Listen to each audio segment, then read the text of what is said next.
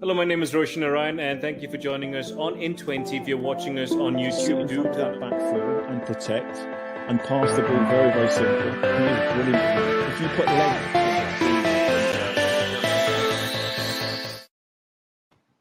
Danny is coming to you live from the United Kingdom, and I'm coming to you live from the foothills of the Himalayas. Thank you for joining in 20. It's been a while, Danny. I missed you. I heard you were out and about enjoying life, a well deserved break. Now you're back. Football's back. That's a good thing, isn't it?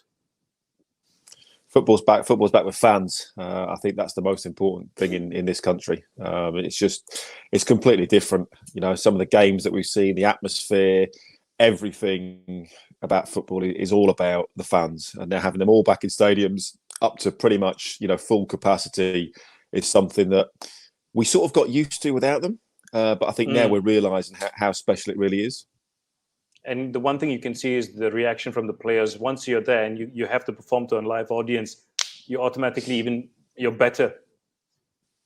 It just raises your game by 5-10%. It gives you, extra energy levels when you're having a little bit of a dip. You need that a little bit of encouragement to go and close somebody down, to make a tackle. Obviously, we've seen the celebrations of goals and everything else. No, I think football's about the crowd. It's about the fans. That's the most important thing about it. Thousands and hundreds of thousands of people, this weekend all over the UK have been going to games, and for them it's more than life itself. It is more than life when it comes to the relationship, as you mentioned, between a football fan and their club. But when a player decides to choose his own career ahead of the club that he's representing, it gets a bit iffy. All right. So I might divide the crowd right now, because what I believe Andres Pereira is doing is fantastic. It should be the model, because a player is taking care of himself, getting regular football, and not just sitting on the bench and doing nothing with his career. Prove me wrong, Danny. It's difficult, isn't it? Because players get told they should be loyal, and they should stay with the club, and they should, honour their contracts and everything else. And then they get discarded by a club. And then if they choose to stay at that club and sit on the bench, they're told that they're milking it, they're a waste of space, they're mercenaries and everything else. So then when a player goes out and tries and betters himself, to give him a chance to get back into that team, to keep himself fit, to keep himself playing, he's still doing the wrong thing. It's very, very difficult. I don't think you can win sometimes, as a player. But the straight facts are he's not going to play at Manchester United, but he's got a contract. People say, well, he should just leave and go and play for the love of the game. But he's got to think about his future. He's got to think about his family, his investments and everything else. Why should he just rip up that contract that Manchester United prepared to give to him? So he's going down the other route where he's thinking, well, actually, I'll go and play. I'll get fit. I'll try and get back in the team.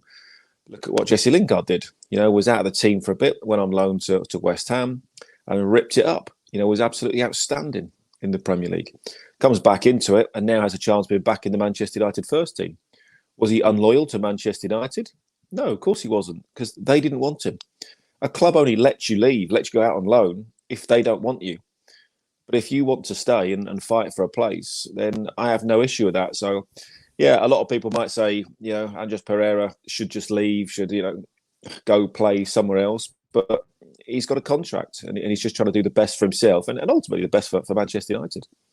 And he's not a bad player, because if he was a bad player, he wouldn't have been on loan to some big clubs. And when I say big clubs, it's some decent-sized clubs with a lot of history. He's now in Flamengo in Brazil. There is quality. Unfortunately, is it down to the fact that he's decided that his career comes first? Henceforth, the manager or the managers that have come before Ole Gunnar Solskjaer have gone like, I can't trust this player just because he's not loyal to the club. Yeah, I think sometimes what happens is as well that once you start to go out on loan, you tend to get forgotten a little bit.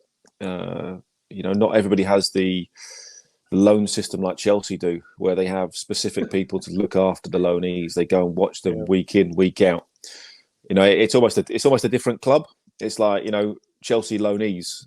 They're very, very good at it. They have 45 odd players a season out on loan. And somebody is dictated to keep an eye on that and go and look after them, see how they're playing, see what they're doing. Maybe that's not the case with Andres Pereira, and maybe it's a case of out of sight, out of mind. and we don't have to think about him too much. But I think we've seen, clubs give out these big contracts. That's no fault of the players whatsoever.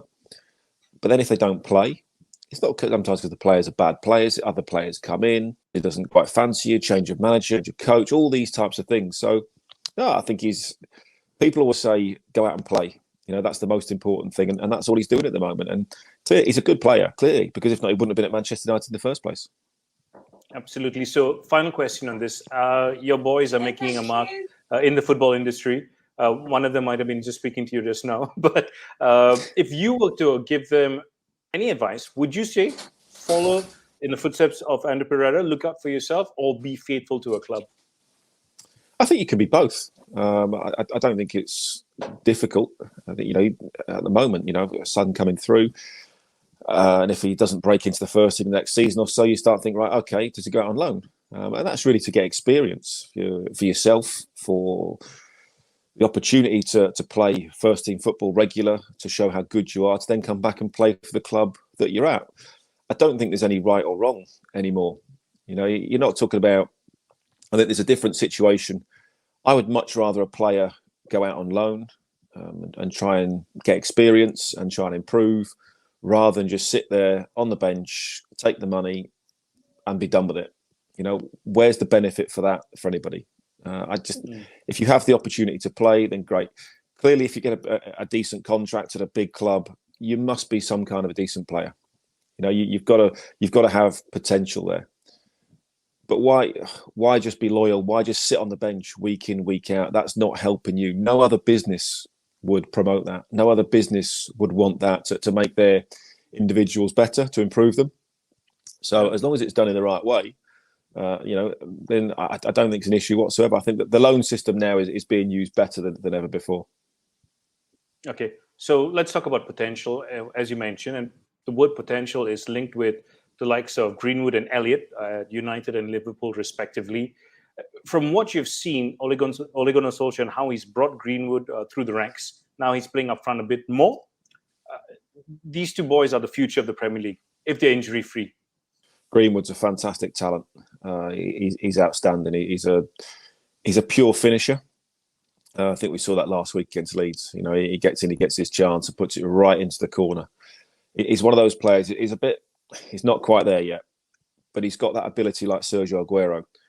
When he's shooting for goal, he's not just looking to hit the target.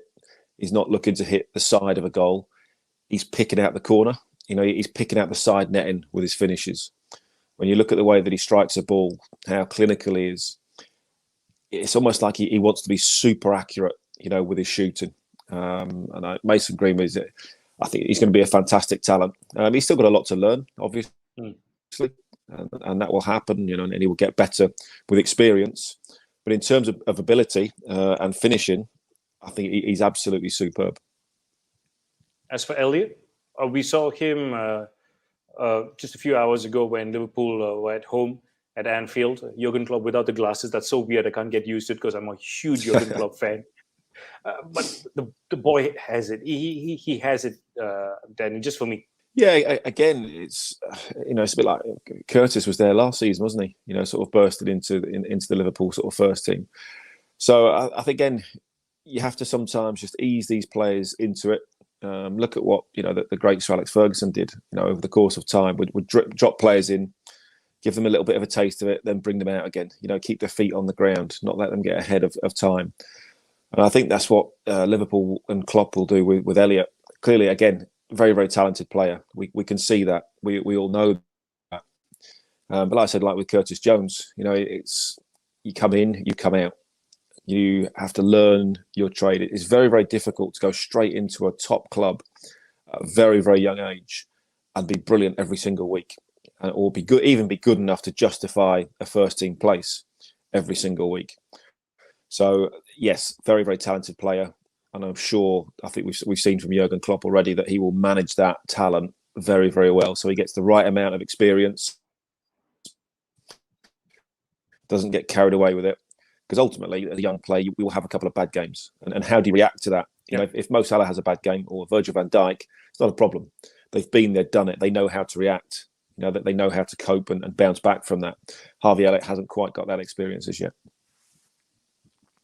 Fair enough, but I know this is a stretch, and this is the problem with the media. And at times I do this, and I'm being honest. I've done it in the past, but when I watch him play, it reminds me of Owen Hargreaves when he was at Bayern Munich. Forget about what happened to his career when he came over to England, but this is so.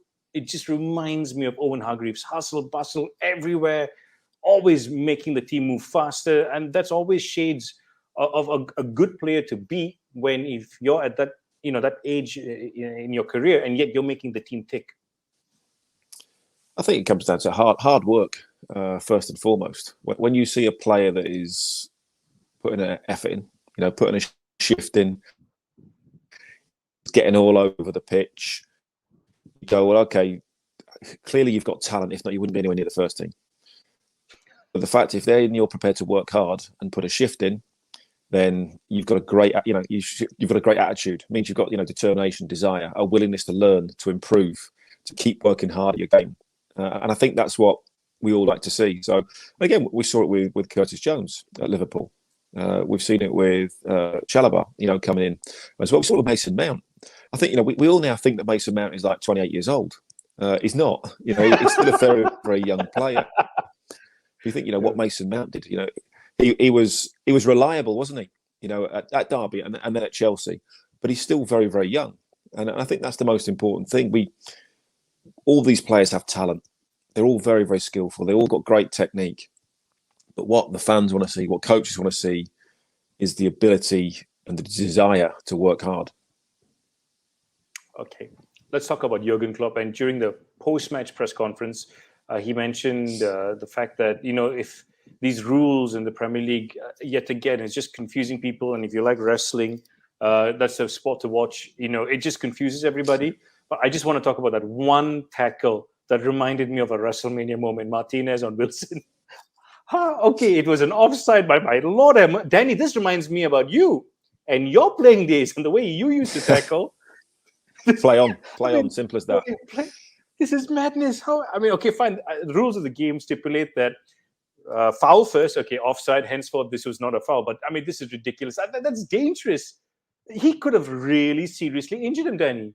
That's insane. I tell you, the more I look at it, it's is that even legal in karate? Someone got disqualified at the Olympics, right? No, it is. It's a good point.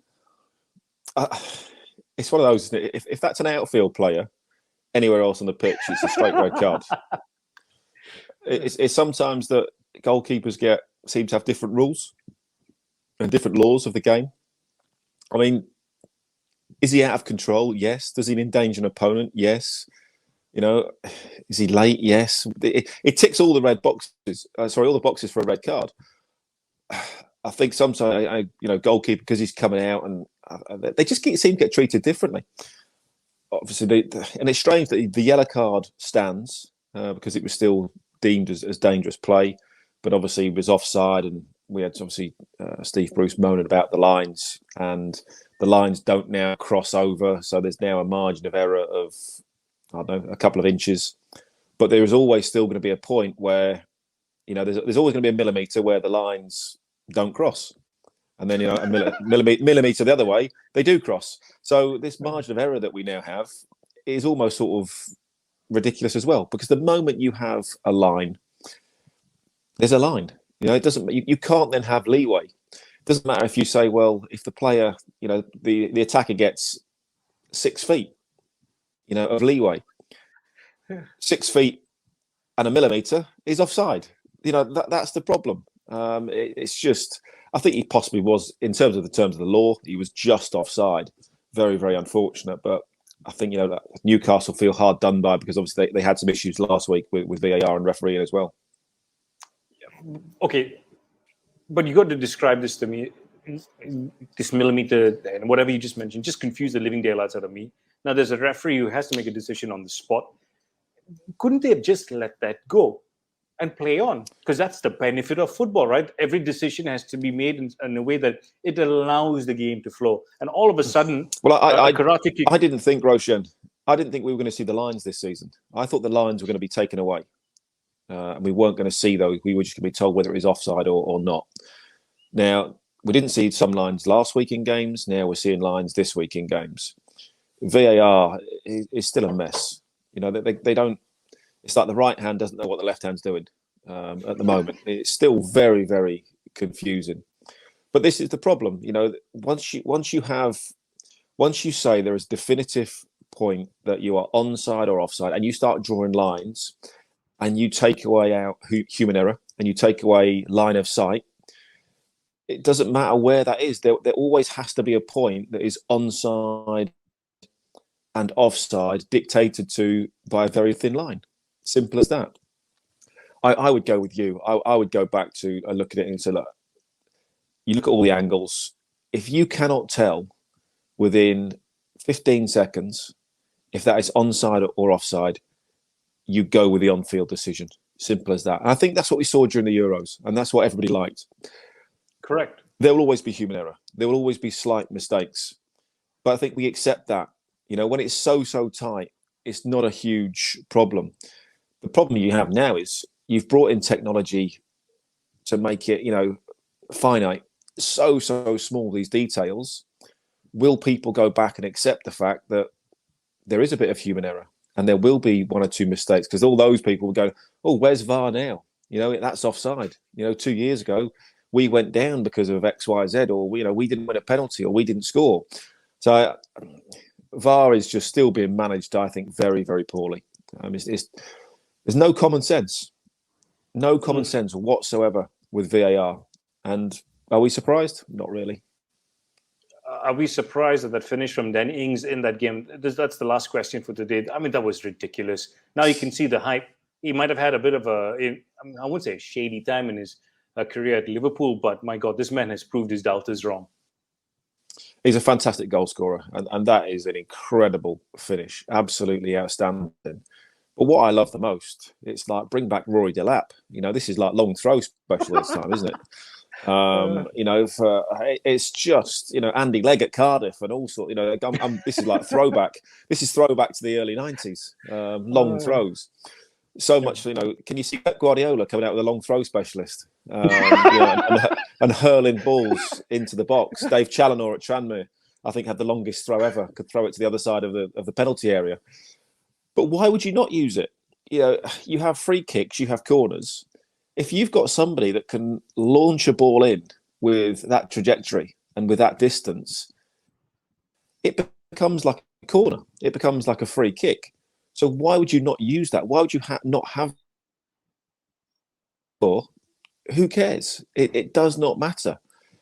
Game's all about winning. Game's all about scoring goals. And if you can do it in that way, then why not use it? So I'm thinking about having a comeback. Danny Mills, you will be a fantastic right back. You proved it in your playing days.